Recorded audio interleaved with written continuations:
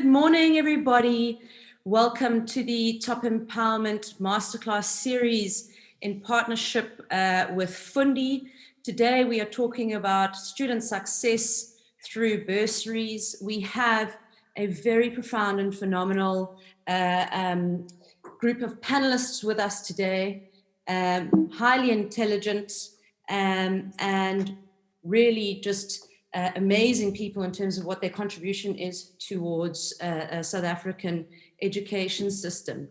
From our perspective, from Top Empowerment, one of our purposes really is to inspire the world to do good business, and we do that through sessions like this, as well as we have a annual event called the Top Empowerment Summit, and where we bring exceptional leaders who are really driving transformation within the country to come and talk about how we can accelerate growth and all sorts of areas within South Africa, business, public sector, private sector. Here are some of the things that you're going to learn today. What we really want to know is what is it that we'd love to hear from you. I've dropped a little note from myself in the chat to get things going. We'd love to know where you're coming from, where you're talking from. What would you like as an outcome of this? Is there anything? You've got some masters in the industry here. Take the opportunity to ask them questions and unpack anything that you have around putting together your own bursary program. So the speakers that we have today, and there's quite a lot of them, but I've got to say each and every one of them hold their own weight in terms of the value they have to offer in our discussions.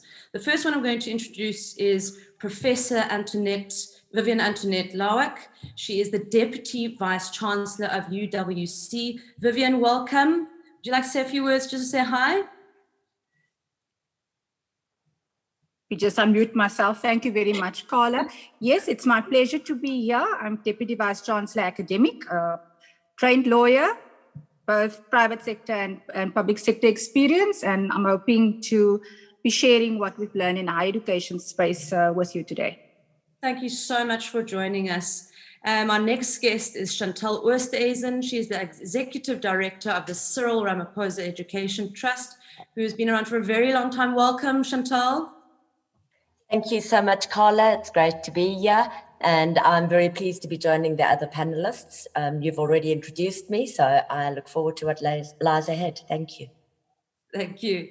Our next guest is Luxolo Robushe, who's the Managing Director of Adapt IT. Welcome, Luxolo. Yes, a very good morning to you, Carla, the panelists, as well as the guests that are on the line. I run the Adapt IT education business. And for my sins, Carla, I've been working in education for the past 8 or 9 years, having also interfaced with Fundi as well as the establishment of ISFAB. And as a business, we support over 2 million students globally. So I'm very happy to share all of that experience in this masterclass. Thank you. Thank you, Luxolo. We are really looking forward to that. And not only do we have one professor, we've got two professors. So the next one is Professor Francis Peterson, the Rector and Vice Chancellor for the University of the Free State. Welcome. Good morning, Carla, and good morning to my other panelists, and also good morning to those who've joined the masterclass. Fantastic to be here. So I'm the Rector and Vice Chancellor at the University of the Free State, formerly Deputy Vice Chancellor at the University of Cape Town. Also did a stint as an executive head of strategy at Anglo American Platinum, and also spent time as advisor to various ministers in government. Education is my passion, and I'm looking forward to this engagement. So thank you very much, Carla. We all are. Thank you. Thank you. Before I introduce our co-host, I just wanted to let everybody know, if you are watching and you want to share this with anybody you feel is relevant, you can do so on the social handles we have. We are also live streaming on YouTube, Twitter, and Facebook. So please feel free to share the love and spread the word. Our co-host, and I just want to say a very big thank you, because this wouldn't be possible, we wouldn't be having this conversation without him, is the CEO of Fundi, Dr. sorry, not doctor, now I'm thinking of all the doctors and professors. Mr. Machau, thank you very much for joining us today. I'm going to hand over to you whilst you do a short introduction program. So I'll just stop sharing here, and if we can bring you up to say hello.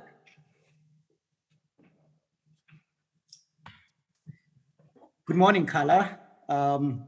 Good morning to my esteemed panelists and all our colleagues that are joining us online. I am an aspiring doctor, Carla, so thanks for that. You're speaking into my life. I really appreciate that. My name is Machau Dibakwane. I'm the CEO of Fundi Capital. We are main player in the education space. We think of ourselves as an educational fintech, and we are a leading service provider around student funding and all other services that actually ensure that student success is top of mind. So that's who we are. I've held previous portfolios within the F&B space. I've been in the financial services for over 14 years.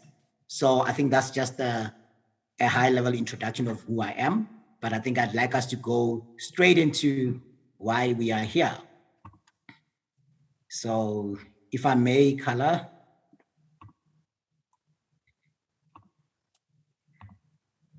Go ahead.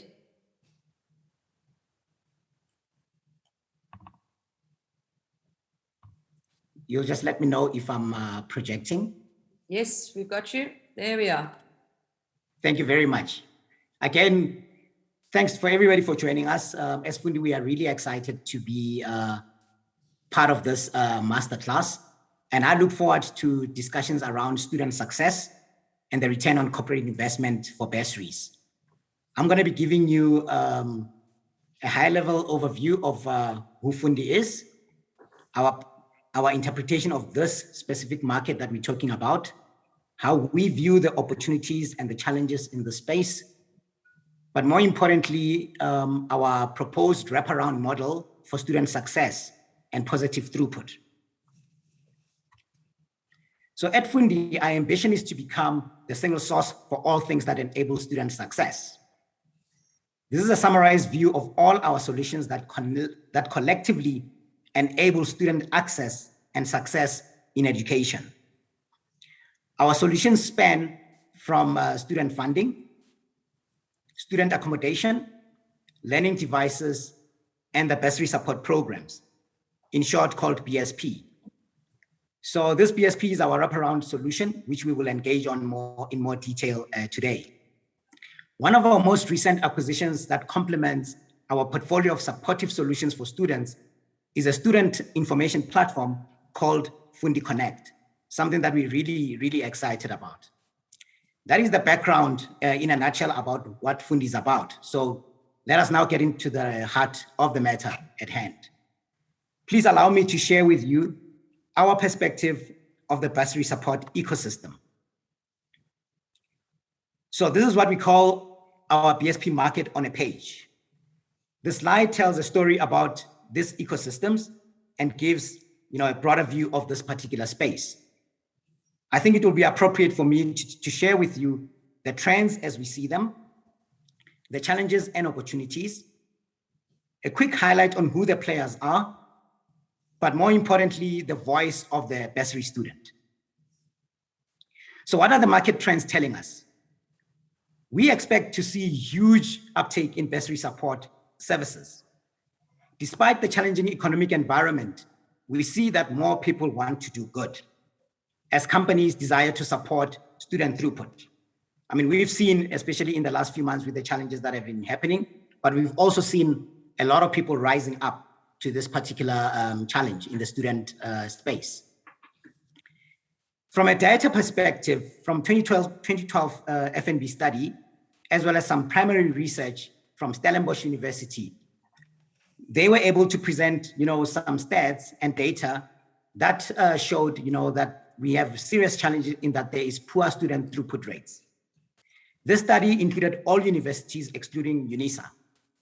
and their results are such. After 1 year of study, over an 8-year period for the 2009 cohort in the 3 to 4 year programs, it indicates a 35% dropout rate and a 26% throughput rate. This is a notable and worrisome stats. Another notable trend is the fact that as long as the coronavirus, COVID-19 pandemic is still here with us, healthcare will always receive a deserved large share of the government budget.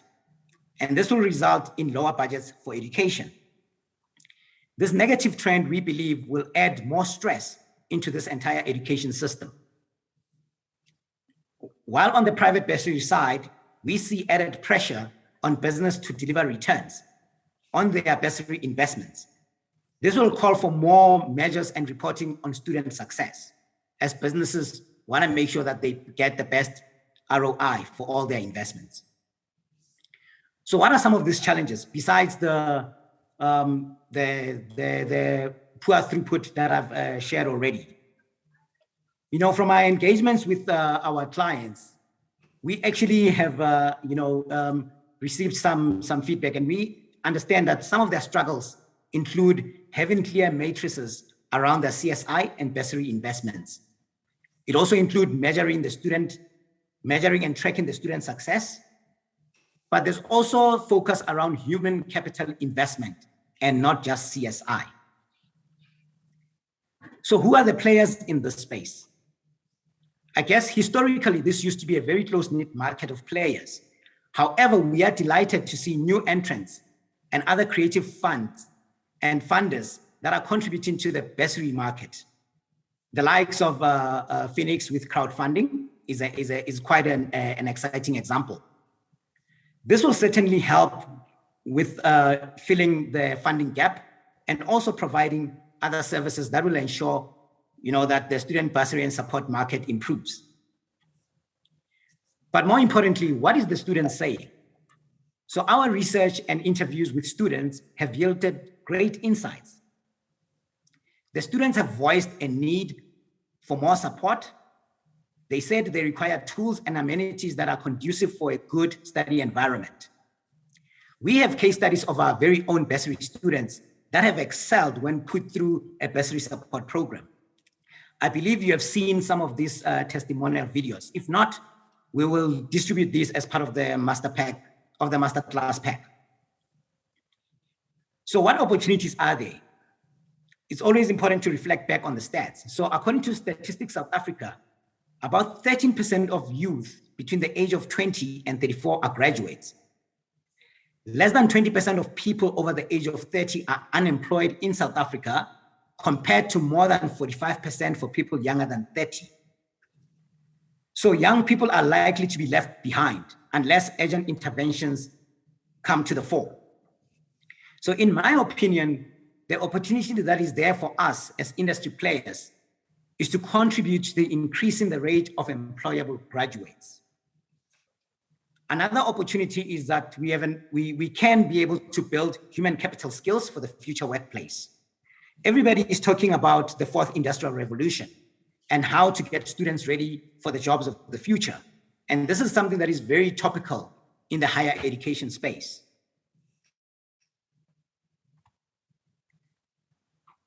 On my left side of the slide is all the public data that we are all aware of. The picture here is very grim, and it further qualifies a desperate need for interventions and tools that assist student success and positive throughput. While on the right-hand side is our Fundi model that we believe provides key building blocks for the journey to enable student success. We call this the Fundi Acts. The 4 pillars are assessment, coaching, tutoring, and support. This is a collective model that we see as adding strategic value to both students and our stakeholders. We advocate for an end-to-end wraparound service for any bursary project. We don't believe that it is possible to get proper success if we're not actually ensuring that we are looking at the student holistically. So student recruitment and reporting will also form critical processes in this journey. Please allow me to share a quote with you that I think is quite critical and touches on this matter very seriously. So Nick Miller, the Teach Me 2 CEO, says, in a typical classroom, about 20% of students achieve an A. However, if you give the entire class one-on-one tutoring as their primary learning avenue, 90% of the class achieves an A. For me, that is phenomenal because it really speaks to, the importance of actually ensuring that we provide students with the right type of support. So the support pillar requires huge focus. And this is where I believe that there are various forms of support that we can provide. However, it is critical that any program that we put together is set up in such a way that it ensures that the student is looked after holistically in order to improve their likelihood of success. So, colleagues, the reality is that student funding does not equal student success. Funding coupled with a well-crafted support program where we consider a holistic approach and a wraparound program for students will lead to student success and ultimately an educated and employable nation. I will leave it here, Kala, for now, as we engage in the panel discussions. Thank you, everybody, for your time. Over to you, Kala. Thank you, Mikhail. Thank you very much for that. Some really sort of worrying insights there with regards to student success, which, Professor Francis Peterson, I think we were talking about what does student success really look like, and with a 30% dropout rate, how do we get our students to that level of success? Thank you very much, Carla. And thank you for Michal for that very wonderful introduction. I want to start off by trying to picture student success as a social justice imperative. I think Michal talked about doing good while doing business. I think businesses have that, but it's for me a social justice imperative. If you have a university qualification, I think this is one of the most powerful tools that you can give individuals to change the lives and economic prospects of their family and perhaps in their communities as well. And we must never underestimate that. And I think we, as responsible leaders, as employers need to play that role. So it's a social justice imperative for me. But how do we define student success? And I'm pretty sure that my learning colleague, Professor Vivian Levac, will explain in more technical terms what student success means. But for me, student success is getting into a university. So we use the terminology access, and that's often where the players in the ecosystem need to play a role. And a lot of work, probably post 1994, had been in looking at the equality of access. But the focus should also be to complete a degree once you access the university. And we talk about equality of success. But there's a third component, that once you've done that graduate subsequently find a relevant job. So that's the employability. So it's access, success, and employability. And even in that equation, you already understand that there are already three players, part of the ecosystem that Michal talked about. There's other players as well, but I think you can't just look at student success in isolation. Now, for me is the third question that I ask is, but who are our students? Remember, we're talking about students. Who are our students? And there had been a tremendous increase in what I would call first generation students that enter the system. And specifically post 2016, when we had the former president that announced the free education for households that earn 350,000 and less, and that have brought a lot of first generation students into the universities. So first, they are defined as first in their family to attend a university or an institution of higher learning. So that's the one component. The second one, which Macha also talked to, under 30% graduate in a minimum time. If we call the minimum time N, under 30% of our students graduate in minimum time. Under 2/3 graduate within N+3. So that's the minimum plus 3 years. Now you can already understand the reason why I'm quoting that is about the preparedness, but also the inefficiency that we might have in our system. And the completion, and about a third, I want to add that as well, a third have not graduated over a 10-year period. Now, where do they go? You know, so you might have a bursary company that support those students, but somehow they fall out or they never complete. And unfortunately, that is still the case. The completion rates remain still very, very much racially skewed. So we in our universities, we talk about an achievement gap between black and white students. That is still a gap. The gap have reduced a bit through our interventions, but that is still that we need to look at. And then the final comment that I want to make about our students is that the financial stress remains a major driver of dropout. And so that's one particular area that we need to keep in mind.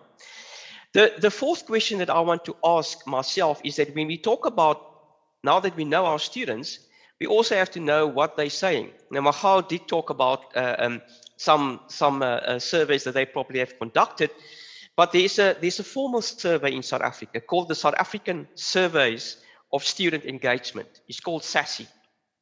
And I would like employers to engage with that survey, because that survey is done amongst the sector, the 26 public universities, and you can get real data and get an understanding. But if we move to then the players that's involved in the whole issue of access, success, and employability, and Makhao beautifully called it an ecosystem, that there are the players in the ecosystem is critically important to understand who they are and do they talk to one another. That's the important thing. So it is government, and we talk mainly about the Department of Higher Education and Training, the NSFAS, the National Student Financial Aid Scheme, and then there's also very importantly, a lot of people don't talk about that. It's called higher health. Higher health, that is to do with the mental and the physical well-being of our students, because that's critical. We need to understand how our students doing. Then there are USAF, University of South Africa, represented 26 public universities. There's the donors, there's the bursary and scholarship program providers, and there's the employers. But very critically, within the universities, there are a whole series of interventions. And once again, Vivian will elaborate probably about that intervention. But I just want to make the comment about the interventions, is that the interventions should be globally researched, because the challenge that we have in South Africa is not only a South African challenge. There's a lot of other countries, specifically in the States, that we can learn from and can work together. They should be tried and tested. So we mustn't try to reinvent the wheel. And we must try to see to what extent we can scale some of these interventions. So it's no use that UWC have one particular intervention, and sometimes the contexts are different, but there might be others that the University of the Free State, the University of Stellenbosch, or Wits University might and can learn. And how do you have the ability to scale? And the employers, obviously, the bursary programs also need to come in. I want to just briefly talk about financial stress, Carla. The financial stress play out at two levels. At a macro level, and that is where government's ability to fund NSFAS specifically, and we had the debate and the engagements earlier this year about the shortfall in NSFAS, and our minister that needed to make an argument in cabinet to get money for the shortfall. But the one point I want to make in terms of the macro level, we haven't got a sustainable model for student finance in South Africa. We haven't got that. NSFAS isn't it, and we need to develop one. And it's important that all the role players in that ecosystem need to be part of that discussion. Then at a micro level, this is where the bursary companies comes in, and bursary providers. And I think it's important that I want to make this comment in the context of the finance.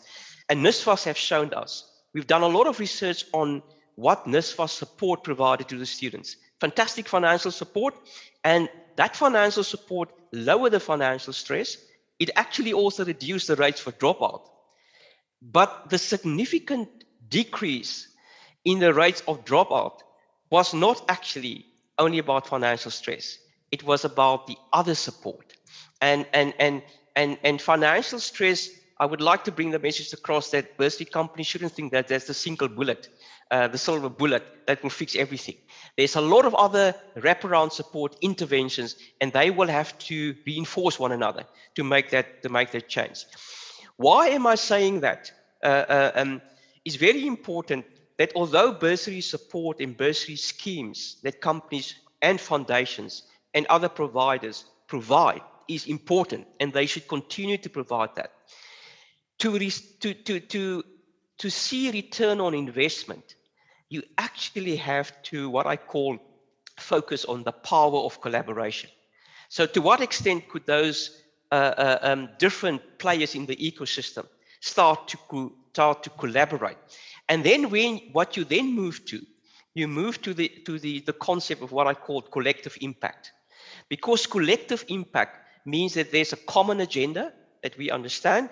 There's a shared measurement. So we just not only invest because it's a nice thing to do, or what I've said, is doing good while doing business. You also have to make sure that we get the benefit, and that they mutually reinforce one another. And my final comment in that regard is that this type of conversation has taken place already in the ecosystem in South Africa. And I would like to use the opportunity also to say that maybe the listeners and the viewers this morning of this class, together with the people on the panel, should look at and that entity is called the Student Success Collaborative Forum. And that Student Success Collaborative Forum brings together all the players in the ecosystem. And what we're then saying is, what is the North Star metric that we would like to achieve in terms of student success? Because if we don't define that, it's going to be, just another bursary scheme, or it's just going to be another conversation. We need to say, what is that North Star metric? And how can we collectively reinforce that? And what that means is that if there's a common agenda, we reduce inefficiencies. So we're not going to duplicate funding. We're going to try to say, how can the funding reinforce one another to get to that North Star metric? And I think it's about measure, it's about learn, it's about apply. And I think if we start to bring that together, Carla, in a power of collaboration focus, I'm pretty sure that the role that bursary companies are playing, the role that we design our bursary programs, the way that we engage and communicate has to play a role in terms of improving student success. Last comment is that education is both a private and a public good. And therefore, that in itself means that private and public partnerships is non-negotiable. We just have to make sure that when we design those programs, that those partnerships are appropriate, functional, and yield the output that is needed. Thank you. Thank you, Professor. Thank you. That was extremely insightful. And I just want to reiterate, because I think it's an amazing program you've spoken about. For those who didn't catch it, was the Student Success Collaborative Forum. So go and have a look at it, see how you can collaborate. And please, by all means, put any questions you have for the professor, and we'll get to them a little bit later on towards the end of the masterclass. I'm going to go to Professor Vivian Lavak next. And I think Professor Francis has spoken about what success looks like, but there's a whole lot of interventions that need to be made along the way, financial issues, social issues, etc. And I think, Vivian, you've got some really things that you can share with us around your thoughts on that. So I'd love to just hand it over to you. Thank you, Carla. It's interesting. Professor Peterson and I didn't discuss the details of his, but you will actually find some overlaps in my conclusion. One of the points he raised was that we should do global research and not try and reinvent the wheel. And I agree with that, but I think our experience has also been that if you really want to understand student success and retention in South Africa, you also need to make sure that you balance that with the contextual realities of the kind of institution that you find yourself in. And in this way, for example, it would be differing. We have quite unequal, I can probably say, higher education system in South Africa. So experiences would be different depending on the kind of university background, the history, etc. So yeah, I can only speak for UWC that the levels of underpreparedness of our students are quite high. We draw students from predominantly disadvantaged backgrounds. Most of our students are first generation. So we already had that. We didn't really just see the increase of that, but we already had that first generation students that would be entering the university. And I think from a contextual, and this is probably something that we all share here today, if we are serious about creating responsible citizens and graduates who can take up their place in our society and make a meaningful contribution that are employable, then the bottom line is that it's not just for universities to make that contribution. So it is true, yes, we have in the university system, in higher education, we have, and our CEO of Fundi has spoken about it, and Prof. Peterson, a high attrition rate and a low throughput. And so what we've realized through our research before we drafted a UWC student retention and success framework, that there was so actually at 3 levels that I want to highlight. One can look at what are those contributing factors that either inhibit or increase a student's success and retention whilst and before and whilst and after they are at university. So the first layer we identified is that unless you have a caring and inclusive environment, from the time that the student enters the university until they end up leaving the university and hopefully through lifelong learning come back at some stage, there has to be an inclusive and a caring environment. And that means that how you identify the kind of learning extra needs that the student might be needing as they're entering into the system, through the extra support that would be given, not just at first year level, and I'll speak a bit more about that, but transitioning that right through their final years at university. So that's the first level. And during that level, we also found through our surveys that the more information you receive upfront from a student as to who they are, where they come from, what quintile school were you in, are you first generation? There's a lot of pressure on first generation students. I myself one, and you've never seen a university, and you are actually in the sense carving out the future for those that will come in your family. The second level is where a lot of the interventions would lie. That's what is your academic learning and teaching environment like? So here we look at, is our curriculum really responsive? Is it relevant? Are the assessments that we're using, is our learning flexible enough? Do we have the right resources? We've seen during the pandemic how something like a device or data became almost like a basic service instead of an add-on like in the past. How responsible are students in relation to their own learning? Those are just some of the questions around one pillar of that. The second point I want to make around our academic learning and teaching environment is we need to track, and this we do at various success or varying success across universities, track and monitor our student success and not only look at the times when they're doing assessments, for example. So early warning systems, even when a student leaves the university, do we do graduate tracking or tracer studies?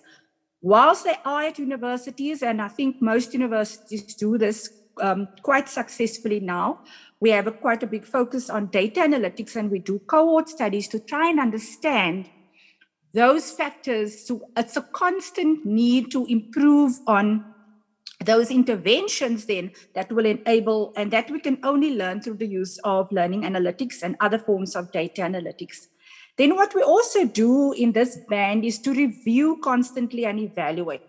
So you can't just think that if you're a curriculum, that curriculum must last you for your entire lifetime. You need to do that, and the program reviews to hear what our students, because I also give feedback into that. And then from an infrastructural point of view, there are quite a few things that we can do. But I think where the bursars come in and where it becomes quite important is the third layer, which is the academic and social support that we give to our students. So when it comes to finances, what was quite interesting for us in our own surveys, or the data that we have, is that already if a student has a bursary, whilst it does not guarantee student success, already that is it's one factor that increases that student's chance of, and there are other factors that I want to mention. So at some universities, we have food security as a major issue. So if bursars are not aware of the fact that you might pay for the tuition fee, but the student is hungry. So and you might not know that our universities have food security programs. A major factor is would be living condition. Is the student in a conducive or an unconducive environment for learning? Is the student commuting? Does the student have access to healthcare? And then quite important, Prof. Peterson explained about higher health. And I think one of the things that we've really learned from the COVID pandemic, and through hearing what our students are saying, is the need to focus on their mental and physical health and well-being. Because you can have the bursary, you can have all your funding sorted out, but if you feel isolated, like some of our students are now feeling, if you're feeling that no one is reaching out to you, if you feel lonely, which is also one of the emotions and if you have a lack of counseling services or even career guidance, and I know that some bursary funds are providing in their wrap-around services, some form of career planning. And then the last part is which we as universities have focused a lot of our attention through extended curriculum programs, tutoring and enhancing constantly the tutoring program and other kind of academic support. Most of us have a first experience program, mentorship and especially peer learning initiatives, and then induction and orientation and making sure that you transition the student from phase to phase. So how does that then, within a changing world of work, change the kind of argument around what the role of bursary funders would be? I agree with Prof. Peterson that the return of investment shouldn't be from the lens of a CSI only, or even triple BEE or tax perspective, whatever your corporate motivation might be, but in understanding the connectors and the different, and if you call it an ecosystem, sharing the data that you might have with universities, because we also have rich data, understanding our data, like in the SASSI, understanding the cohort of students that you might fund at a particular university. So say at Free State, Fundi is funding some students. What are the kind of challenges that those students are experiencing at University of Free State? What are they experiencing at University of Western Cape? Are they the same? Are there some overlaps between them? Are there institutional factors? And is there a way into the institution so that can be put on the table? I'll just give you an example. Because we belong to the Siyapumelelo network, where we focus on the use of data analytics to enhance student success, one of the key institutional structures that we have is a student success committee. So how do we then make sure that we get input into the student success committee, which is not just institutional, but that one can then use those external analyses in order to enhance what our institutional interventions are without taking away from the bursars. A last point is that I think we have a collective responsibility, and it's probably something that we can only get right through collaboration, so that we don't try and reinvent the wheel from the different stakeholders, but that we know how in different ways we can all contribute to student success and retention, not just for the sake of student success and retention whilst they're at universities, but so that we can also, and maybe through even understand the co-curricular activities that universities have and other kinds of initiatives that where we focus on attaining the kind of graduate attributes that would be needed in the fourth industrial revolution and the world of work. So I think I'll leave it at that for now, Carla, and hand over back to you. Thank you so much, Professor. And I think there is that you've really both of you brought a lot of issues that we need to unpack, and I think what I would say opportunities for us to rectify. But I'm gonna go over to Chantal Erstasen, who's currently the head of the Education Trust at Cyril Ramaphosa Foundation. And I think for you, Chantal, you probably get asked a lot, what is, the important question I think we're asking ourselves is, what impact are we looking for? What return on investment are we looking for from these graduate programs or from these programs? So I'm going to hand over to you and just give us a little bit of insight there, please. Thank you very much, Carla. I think that I'm going to be reiterating a lot of what our previous speakers have already mentioned. I think that it's fantastic that we are speaking from, I guess, or singing from the same song sheet. But, having worked at the Education Trust now for over 10 years, we've been supporting students at university, tertiary institutions, particularly since 1999.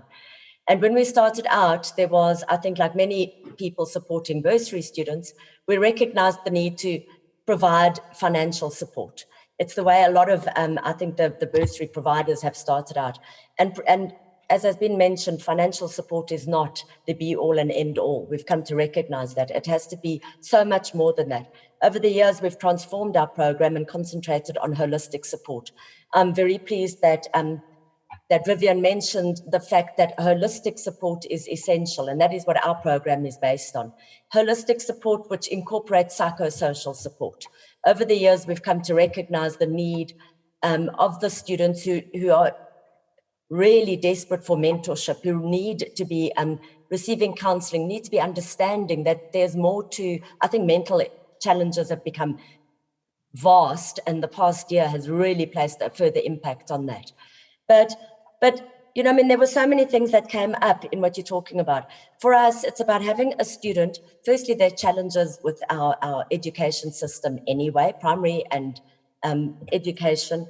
A lot of our students we find come from disadvantaged backgrounds. They are not getting correct career guidance, for one. I always make it's not really a joke, but I say it's quite interesting that when we get bursary applications, you'll have a student who says they've really done well at maths, they've matriculated with 90% in maths, and they have applied to 3 different universities, and the things they've applied for would be chemical engineering, accounting, and law. And I don't believe that any of those really speak to each other. And it's because the children, our students, our youth are not being given the correct advice. They're not being, I think, mentored sufficiently. So I think that then speaks to the fact that we have such a high dropout rate of first years, and what has been thrown around quite a bit of return on investment. If we are sending students to university and they're dropping out in first year, the amount of money that has been wasted in that, or as somebody I believe has mentioned in the chat, for every N plus 1, plus 2, plus 3, it is a return again that has not been realized. because that is money that is perhaps not, places at universities that are not been made available for the first years coming through.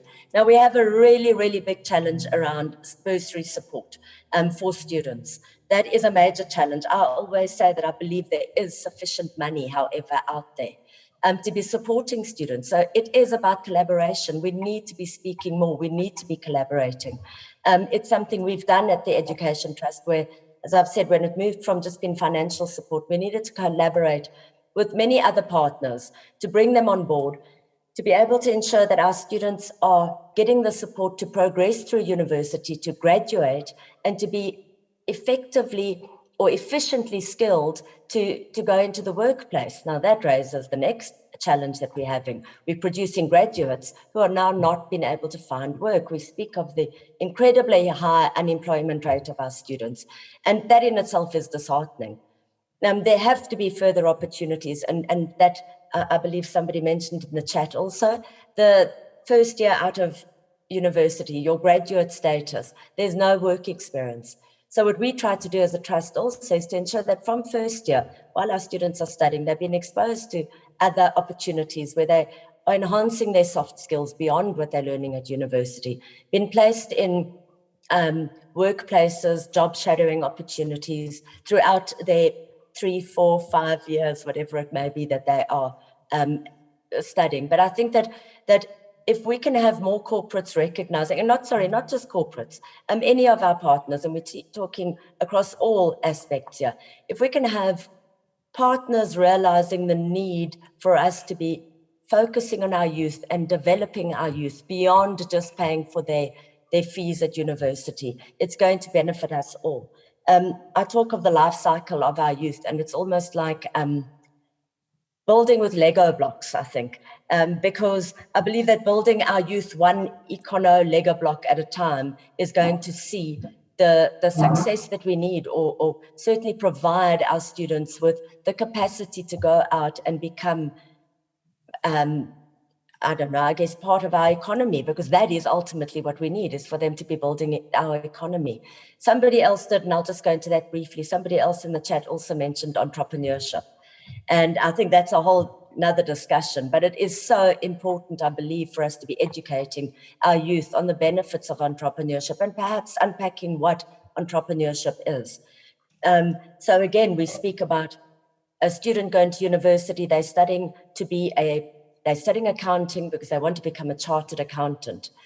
But very few of them will say, I want to be a chartered accountant who opens my own accounting firm. They say, oh, I want to go and work for one of the big 4, the big 5, whatever it may be. And I really think that we have to be working with our youth, collaborating with them and changing mindsets. But the support is the imperative here. And when I've mentioned a number of times what that support may be, one of the initiatives that we started 2 years ago at the Trust also was ensuring that every one of our graduates with a driver's license. And I had somebody say to me, what's the point of having a driver's license? You just need to look at any of the businesses out there. They ask for a graduate to have experience. From where, I ask. But they also need to have a driver's license. And I mean, I say we make sure that our students get valid driver's licenses, because otherwise we find them on the market trying to buy a license because it's a requirement in order to just get an interview at a job. So, I'm very passionate about all of this. I'm so passionate about the youth and the future of the youth in our country and the fact that they are the future. So I could continue speaking for ages, but I think that I'm going to pause for now and following with this. Thank you so much, everybody. Thank you so much, Chantal. And I see there's a lot of conversations happening on the chat. Guys, please keep them coming. We will get to some of these questions. I'm just going to round up with Luxolo just for his sort of opening insights. But again, Luxolo, from Adapt IT, and you've got a lot of history in this sector. I mean, you have really been all over, public, private. This is your playground, if we can put it that way. And again, people are talking about collaboration, and I know you have done a lot of collaborative projects, one of which is with Fundi You know, the reason being why we wanted to sort of bring this all together. So I'd love to hear, you know, how we can make this successful from your perspective, from a corporate perspective, plus with your background. Why collaboration and where it is so important. Thank you so much, Carla. And I think thank you for the insights as well from the panelists that they've given. I think they've been very useful. And in our experience, we feel that they've also been spot on. So allow me, colleagues, to just reflect a bit about us firstly so that we can contextualize our contribution. So as Adapt IT, we really provide specialized software as well as a digitally led business solutions. We support in South Africa 18 of the 26 universities, and we are also supporting 23 out of the country's 50 TVET colleges.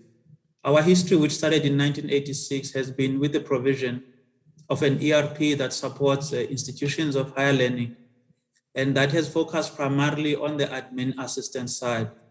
But lately, we have then extended that reach to also look at digital teaching and learning through our certified partnership with the Moodle. So we currently have an opportunity to provide a 360 view of a student, really from an inquiry, and we can talk right through to alumni management. And I think central to a number of points that the colleagues have been talking about, it has been about student tracking. And I'm happy to say that because we have got a user community, one of the things that our users had asked for was really to begin to look at a tool that they can use to focus on the tracking of students. I agree with Professor Chantal that there are a number of interventions that institutions of higher learning put in place. But I think part of the challenge has been with regards to how to measure the effectiveness of those interventions, especially when it begins to talk to throughput. And that has been a major, I think, impact. I think Vivian also spoke about the challenge of data that a lot of institutions are dealing with. There's a lot of data that can be mined to begin to track the life of a student as they basically move through the institution. One of the key challenges generally with that is what then becomes early warning systems that administrators can look at and begin to say that this particular student indeed does need an intervention. Obviously, no one wants to do that at the end. You want to pick up students that are struggling fairly earlier on and also begin to put in place your own interventions and also be in a position to track the effectiveness of those interventions as the student is actually executing their academic program. And we found that to be a primary challenge with the number of our own customers that we speak with.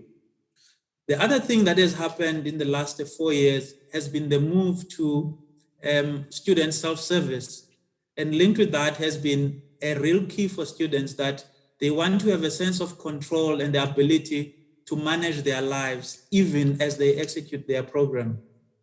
And we have then been compelled to look at what kind of innovative solutions we can put in place to assist students to really take a hold of managing their lives.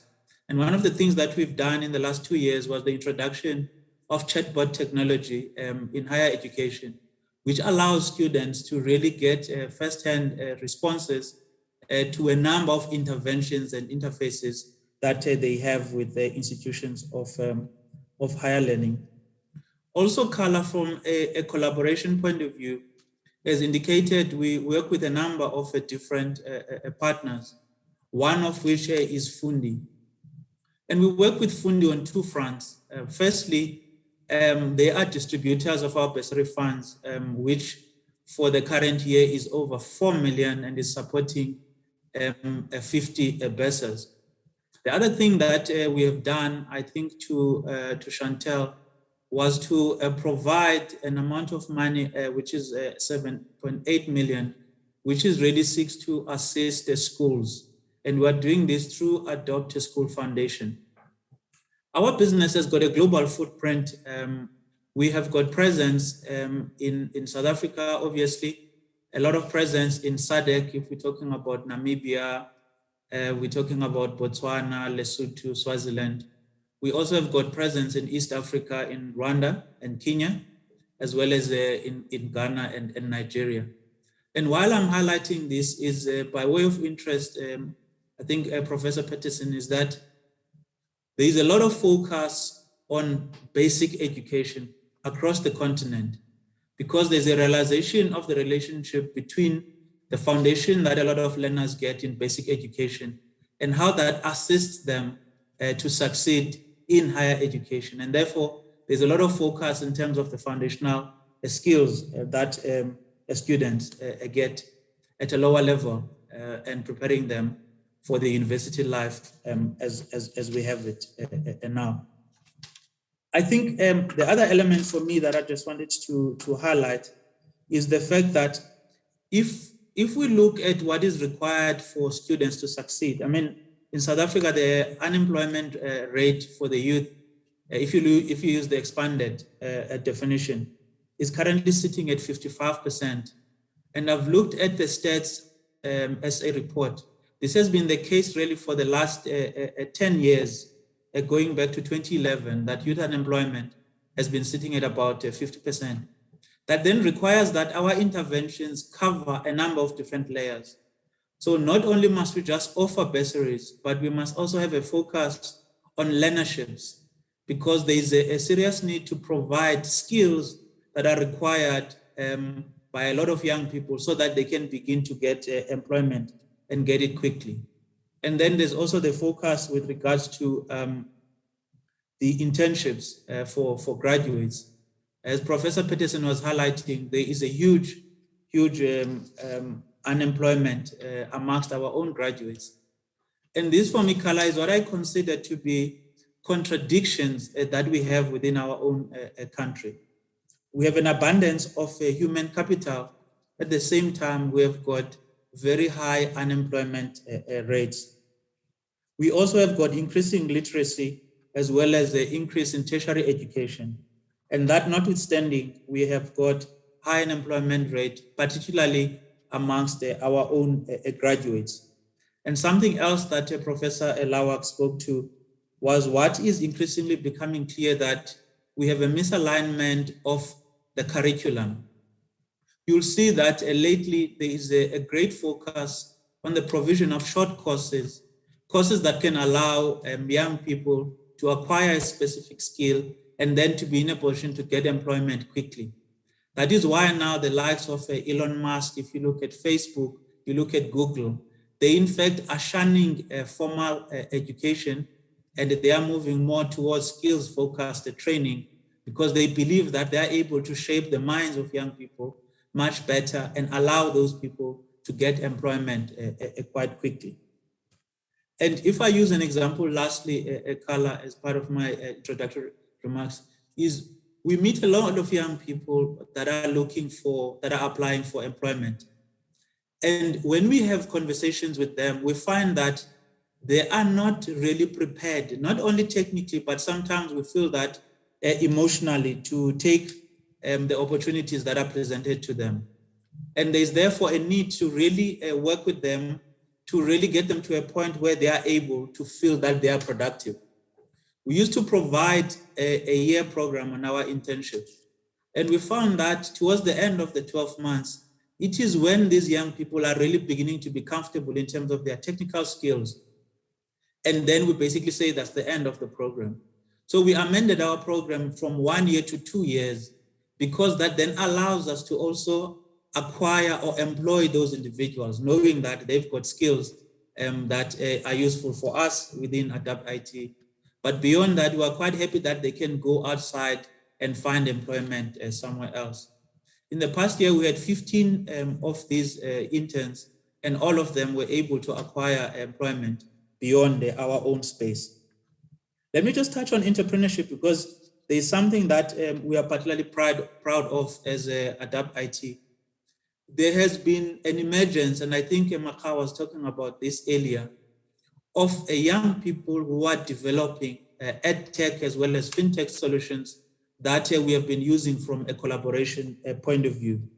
I want to highlight firstly a company called Psyched that is focused on mental education, Professor Peterson, They've got a platform that really interfaces the academic side as well as the mental side in these institutions of higher learning, driven by young people by the name of Wandile Kumalo, as well as Chantal Mtembu, a chartered accountant, so highly qualified and a beautiful product. And I would actually implore some of our colleagues on the panel to have a look at that.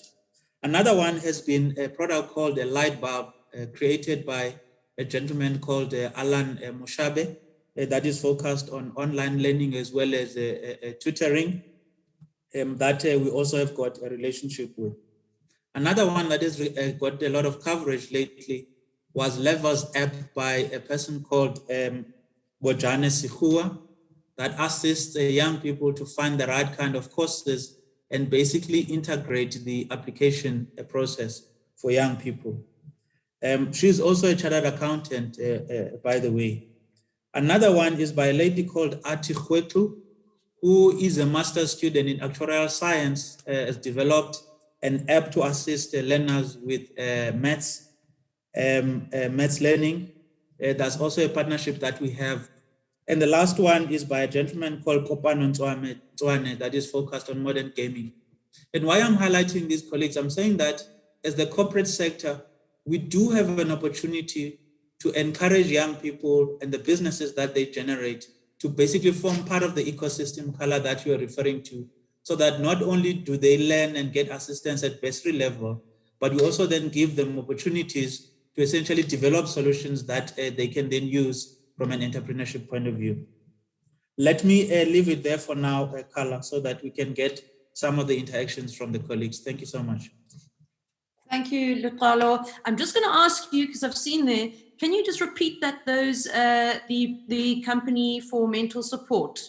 Bopelo is asking if you can just repeat that. I think those are the last three. I also missed that.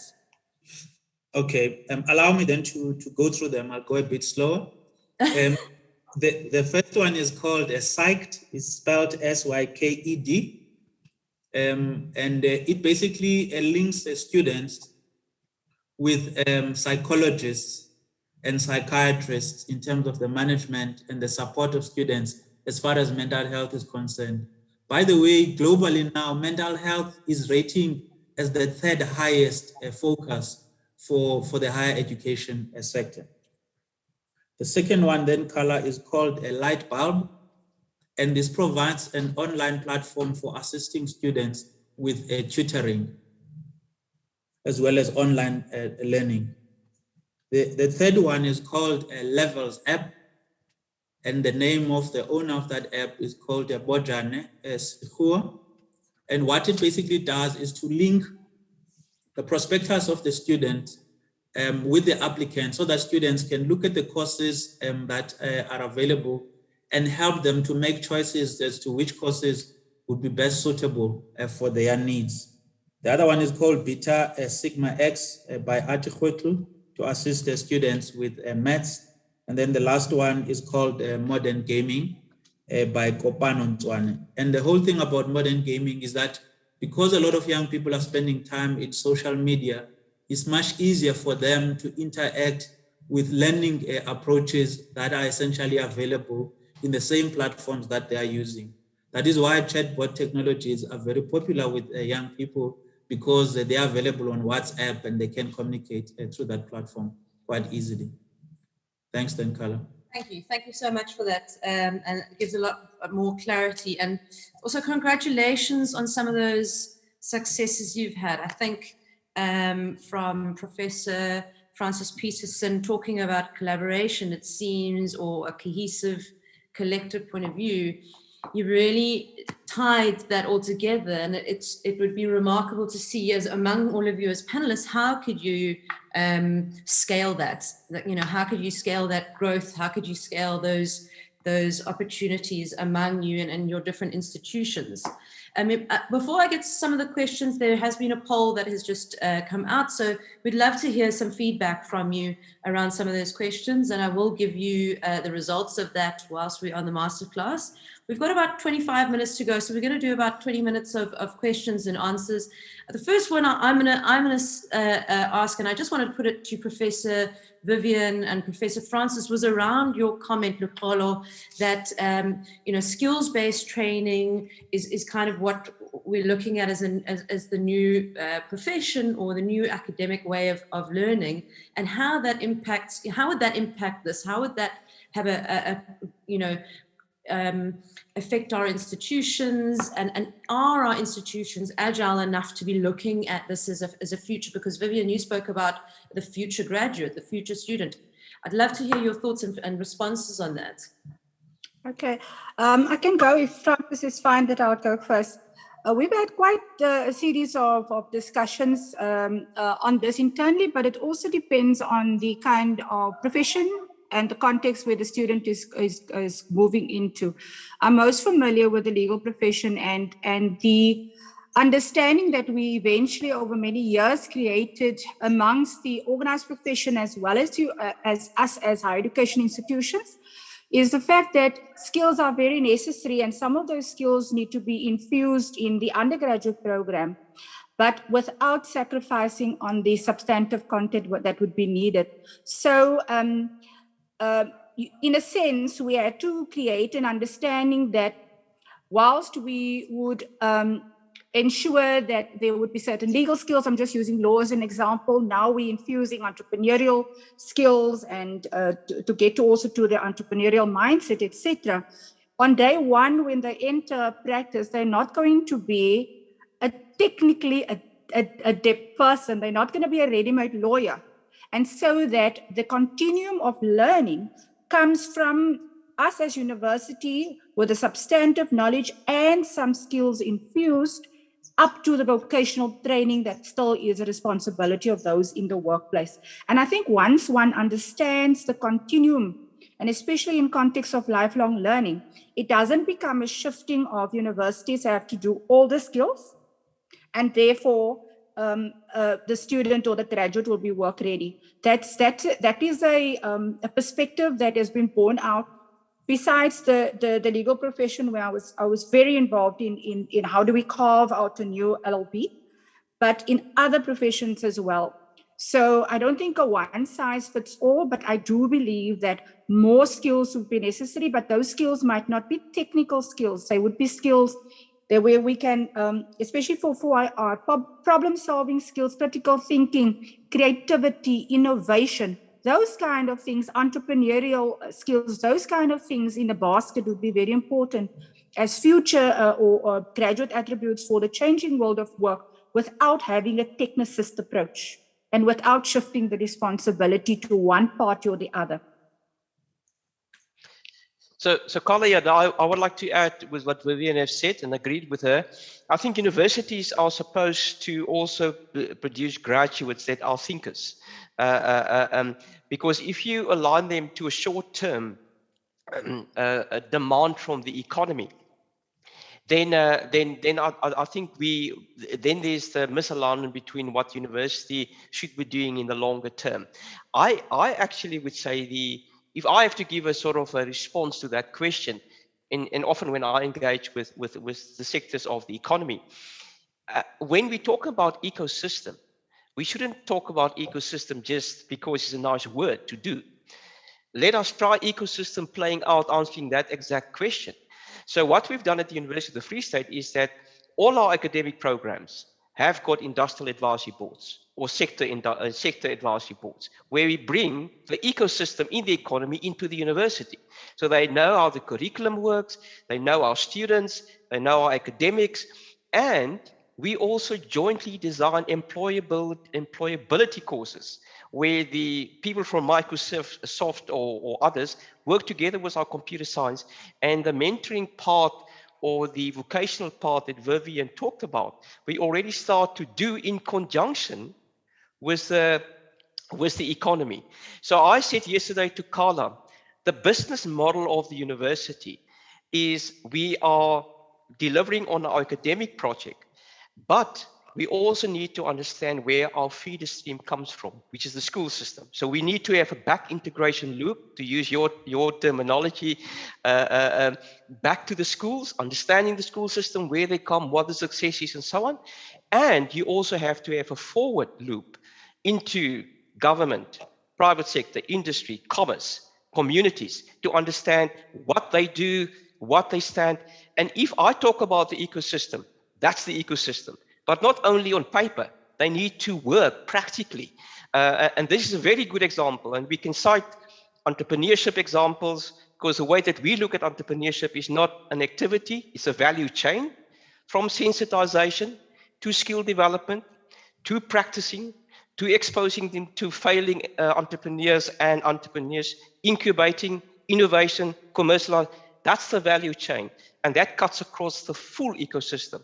So I think if we start to talk about ecosystem, we must, in South Africa, we must learn that those sectors of the economy actually have to function as one. They use different languages, they use different way of approaches because they're different sectorally, but as a system, they're one. And how do we can get that right? We will start to reduce inefficiencies. And that North Star that I referred to earlier becomes a reality, because it's not only one actor or player, they all work together. Thank you, Carla. Thank you, Professor. Thank you very much for that. I'm going to get into some of the questions, and I've got one from an anonymous that is saying, do you think that the lack of communicating bursary and skills development opportunities to underprivileged youth could also be a stumbling block? And I'd like to give that question to Chantal. But you did mention an area around this. So Chantal, what are your thoughts there? Carla, I would have to agree with that. And I think that comes from the fact that, look, Carla mentioned that one of the other entities under the Cyril Ramaphosa Foundation is the Adopt a School program. And we're working in about 600 schools around the country, disadvantaged or rural schools. And I think that is an incredible challenge still. I know that these things are meant to be addressed through LO and stuff like that. But I personally believe that our students are not getting sufficient career guidance. And when there is career guidance, I believe that it is focused still. Now, I have absolutely, please don't get me wrong, it's focusing on STEM. And what happens then is that so many of our other students are being disadvantaged in some respects because not everybody can go to university. And we need to be understanding that the future of our youth is not only a graduate, but how are we going to be ensuring and empowering our youth? And something like entrepreneurship may be, one of those avenues. But just because I am not necessarily able to go to university, not because I've been excluded due to financial reasons, but because I'm not a university candidate. So career guidance has to be, I think there has to be a whole lot of more emphasis placed on that and the way it is done, because it is not only in rural or disadvantaged schools. I was fortunate enough to have my son go to a very good school, and he had no idea of what things were about and what it entailed. So, I think that we have to have more discussions around that, and we have to place an emphasis on looking at all opportunities that are available and the changing world that we live in. There's that stat, and I don't recall it offhand, but it is something like 75% of grade ones entering school this year will not, the job market by the time they finish school will be totally different. I mean, the 75% of the jobs won't exist. And I think we have to consider things like that. But yes, I'm happy to let anybody else comment, because I speak from a very personal point of view on that. I don't know if anybody has anything else to add to that. Otherwise, I'll get on to another question. Can I just add the color? Yes. I think this is an important point because a lot of young people, particularly those that may be coming from relatively rural areas with limited digital access, I don't think they are in a position, based on our own experience, easily get access or knowledge with regards to these kinds of bursaries. There's actually a company called Kaizen, also is driven by a youth, Kaizen applications. They actually go to universities, and they also go to government, and they physically go out to schools and basically explain the entire applications, the bursaries that are available. And they even assist some of those young people to actually apply for places. And they actually even have got an app that asks students to easily get a view of which career would be more suitable to their own interests, even before they go to universities. And I am highlighting that because these are guys with great ideas that are very close to the needs of the students. And I think once again, they need that kind of a lift so that they can succeed in the space that they are working on. Thanks, Carla. Thank you, Luqolo. I've got a question here from Marcel Abrahams, and I think a very relevant one that we're all facing as an issue is how do we deal with tactic capital flight of public investments when our public-funded graduates pursue employment opportunities abroad with no intent to return? The global economy benefits, which is great, but our local economy is impacted. And I think that is quite a significant issue. I don't know, Francis, I feel like you got something to offer there. Yeah, no, I'm going to try. I first of all want to say that we have been making statements that ultimately is the access of students into university, the success, and then the employability of the student.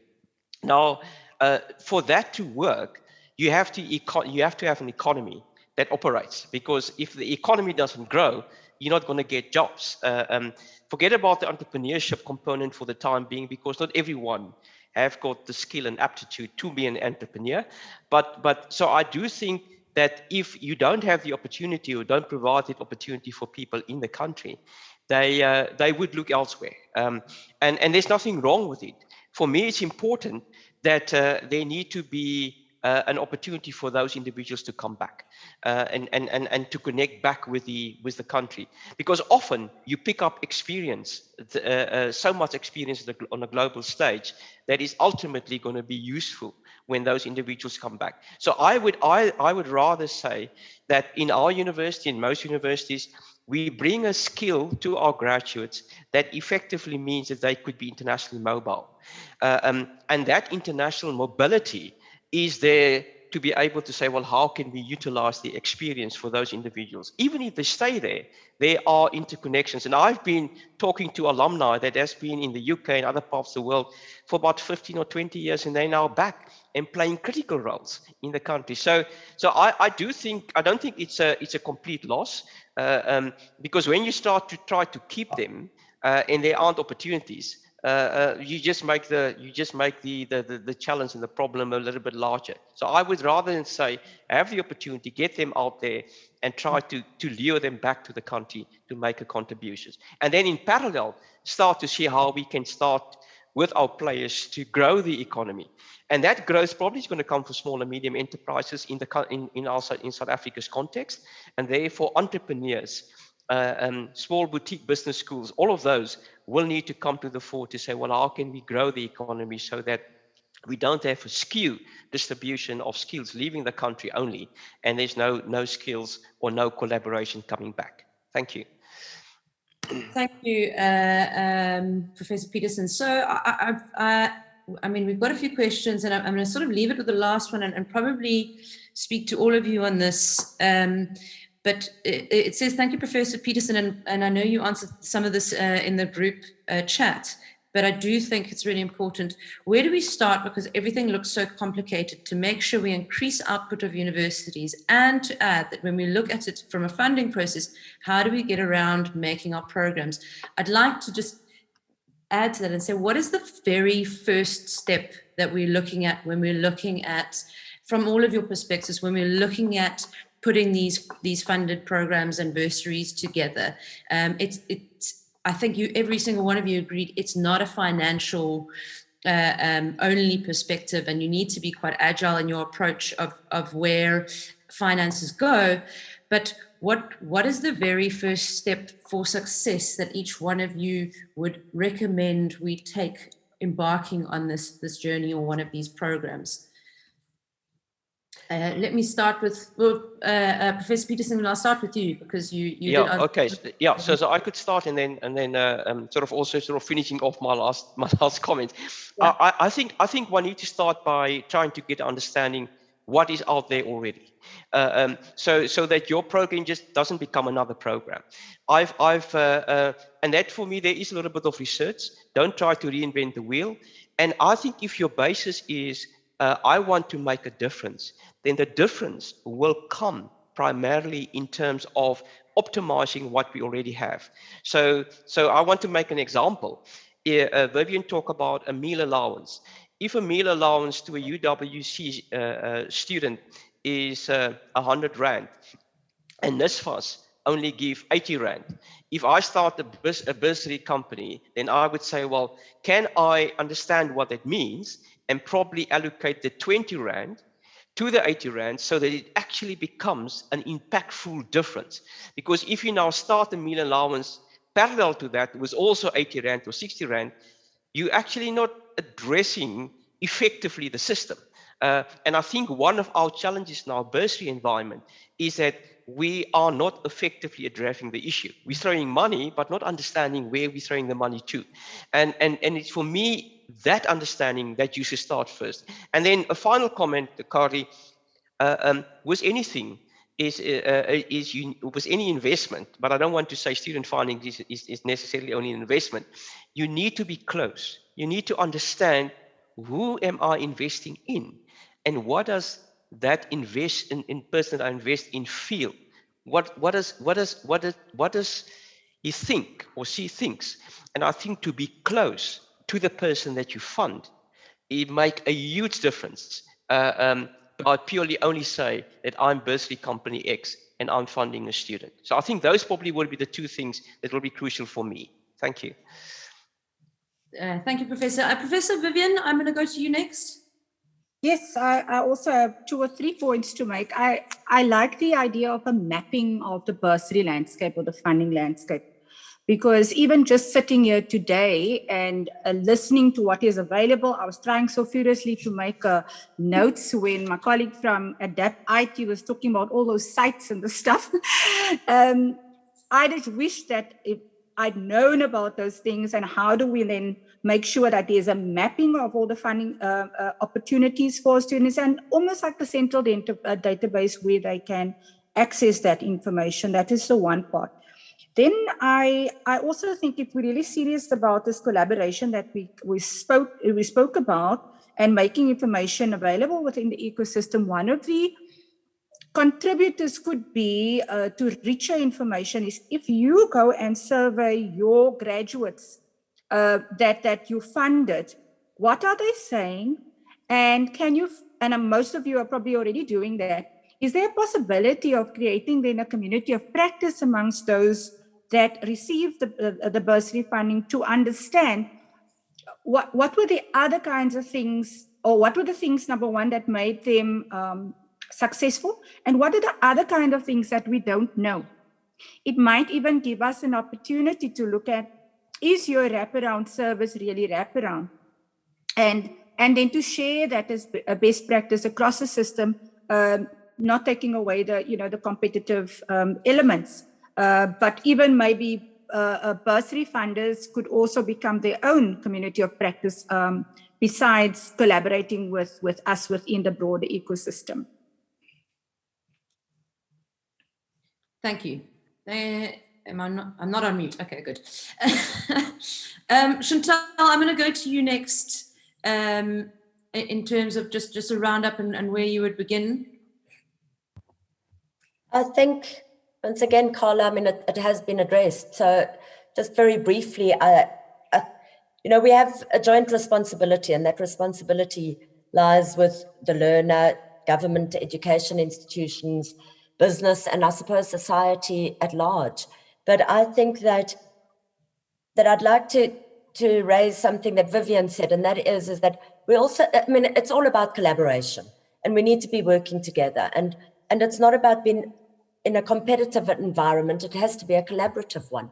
And even if I can speak from a PBO perspective, for so long, we work in this environment where everybody's trying to do the same thing.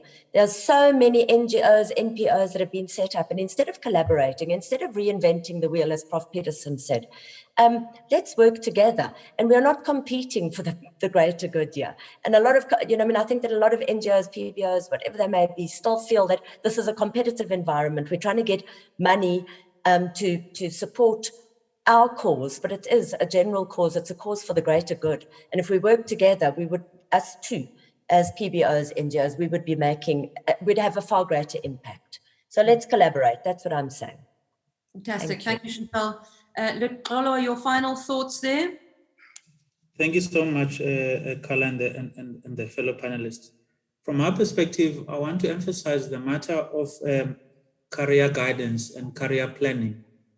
I think a lot of young people initially choose the wrong careers, and I think that's why there's such a huge dropout in the first year, because suddenly they discover that this course that they took, actually, they are just not enjoying it.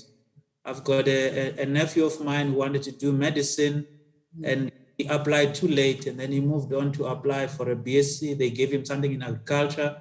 And I was saying, no, you don't want to be an agriculturalist. Rather plan for your medicine, even if you sacrifice the first year. I think for me, that would be the first thing I highlight. The second one that talks to Chantal's point is with respect to funding administration. I used to be the COO of NSFAS around 2013 or so. And one of the challenges there was that there were a lot of companies that were prepared to actually move that funding and give it to NSFAS to administer. But the systems of NSFAS were not very responsive to the needs of those funders.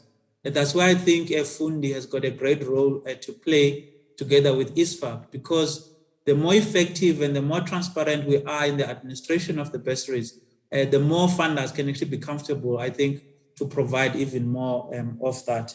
And I'm quite happy that from an ADAPT IT as well as our ITS integrator product, we are able to assist a lot of institutions. So I think to Professor Lawak and Professor Peterson, we're more than happy to take some conversations beyond this platform to see how we can work together to provide the solutions that we've got. Thanks, Carla. Fantastic. I think that's the result we're looking for, is more collaboration. So before I hand over to our co-host, Mr. Makau from Fundi, CEO of Fundi, I just want to let you all know there are some questions that you have been asking.